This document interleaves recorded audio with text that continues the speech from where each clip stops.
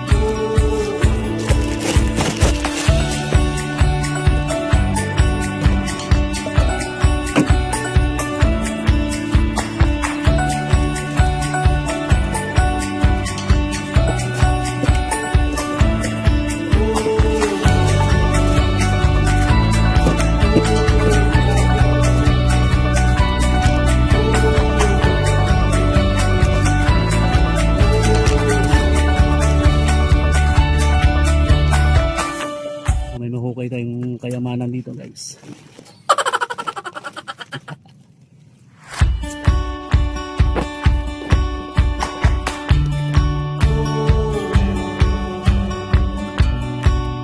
So yun mga guys, balita na yung natin na plastic. So yun. Mamaya ibebenta ko to kung magkano. Yeah, kung magkano yung sinayang nila. Sayang to. Lalo pa naman wala akong pera ngayon. Aray mo, pecha de peligro.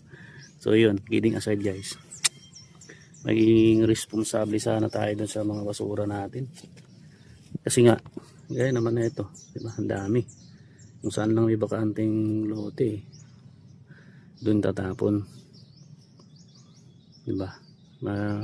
Matatawag talaga natin responsable. Meron talagang mga taong ganyan eh. Pero sige lang. Hindi tayo nakakatulog sa kalikasan natin. Diba? So yun, may mga basura pa doon guys. Mga natira. Hindi ko napakita kanina sa video. Akala ko naka-play yung video natin. Tatanggalin ko yun yung mga basura, mga plastic. Yung plastic ng sasako na lang. Sasako na lang yun. Para may mga bote pa. Para malinis. So yun lang guys. Mamaya bebenta ko to. Yun lang muna guys ha. Be responsible. Bye. May tubig yan sa lilo. Tapon. Ayan o. 5 kilo. Ibenta rin natin guys. 5 kilos. Huwag mo na yung karton.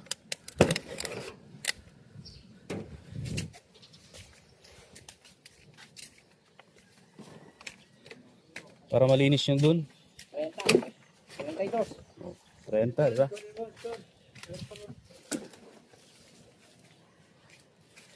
Naka 30 tayo guys.